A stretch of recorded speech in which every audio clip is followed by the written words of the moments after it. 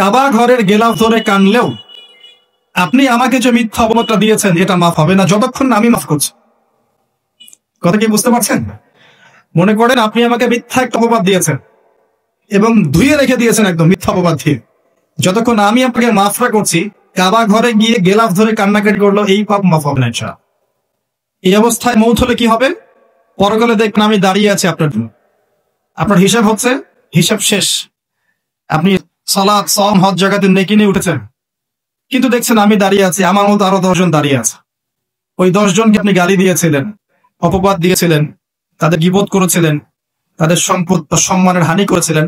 এখন কিয়ামতের মাঠে আপনার নেকি দিয়ে এই ঋণ শোধ করতে হবে, অন্য কোনো অপশন নাই। আর যদি নেকি শেষ হয়ে যায় তখন কি হবে? তখন আমার আমলনামা থেকে কিছু গুনাহ আপনাকে নিতে হবে।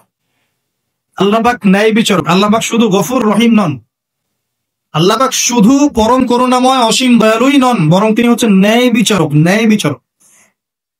একজন ধর্ষক যদি বলে যে আল্লাহ পাক তো গফুর রহিম, আল্লাহ আমাকে মাফ করে দিতে পারেন, তাহলে যাকে ধর্ষণ করলো সে তার উপর জুলুম হবে না? আল্লাহ পাক যদি ধর্ষককে মাফ করে দেন, তাহলে যাকে ধর্ষণ করা হয়েছে ওর প্রতি জুলুম হবে না? কথা বুঝতে পারছেন না?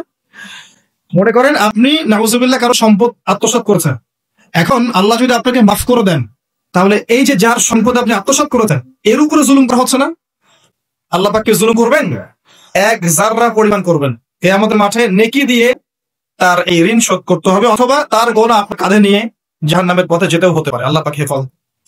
কাউকে অপবাদ দিয়েছি, কারো সম্মানহানি করেছি, কাউকে মিথ্যা অপবাদ দিয়েছি, কারো প্রতি হিংসা করেছি, বিদ্বেষ রেখেছি, কারো সম্পদ আত্মসাৎ করেছি, কারো জিনিস চুরি করেছি, ছিনতাই করেছি বা ডাকাতি করেছি, বা কারো সম্পদ আত্মসাৎ করে নিজের পেটে ভরেছি, প্রতিবেশীর জমি মেরে দিয়েছি, দুই প্রতিবেশী চাষের জমি জোর করে জবরদখল করেছি।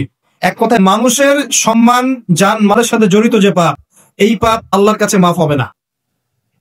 তাকওয়া কি জিনিস? আল্লাহ ভীতি। নবী সাল্লাল্লাহু আলাইহি ওয়াসাল্লাম বলছেন, আত-তাকওয়া হাহুনা। তাকওয়া হচ্ছে কলিজার মধ্যে, কলবের মধ্যে। আমার দাড়ি টুপি জুব্বা পাগড়ি থাকতে পারে, কিন্তু আমার কলবে কতটুকু তাকওয়া আছে এটা আল্লাহ ছাড়া কেউ জানে। তাকওয়া সম্পূর্ণ আল্লাহ জানেন একজন ব্যক্তির মধ্যে কতটুকু তাকওয়া আছে।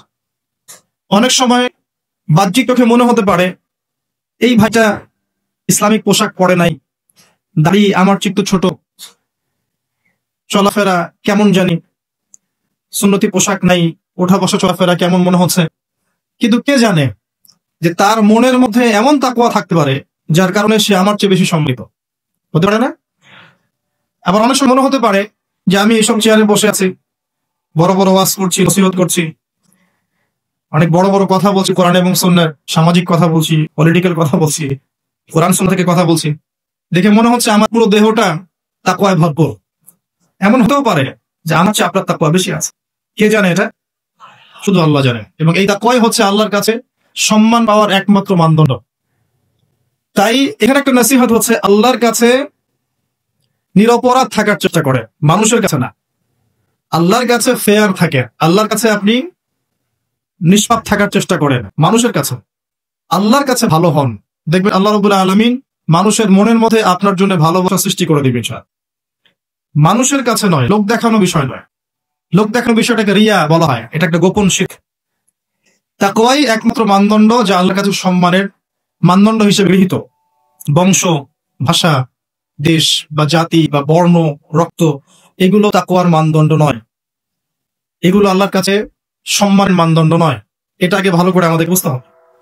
আর সেই ব্যক্তি মুত্তাকি নিঃসন্দেহে যে আল্লাহকে ভয় করে, আল্লাহর আদেশগুলোকে মেনে চলে, আল্লাহর নিষেধগুলোকে বর্জন করে, নবী সাল্লাল্লাহু আলাইহি ওয়াসাল্লামের তরিকা মতো চলে, কোরআন এবং সুন্নাহর আলোকে জীবন গড়ে, ইনশাআল্লাহ আমরা বলতে পারি এই ব্যক্তি মুত্তাকি।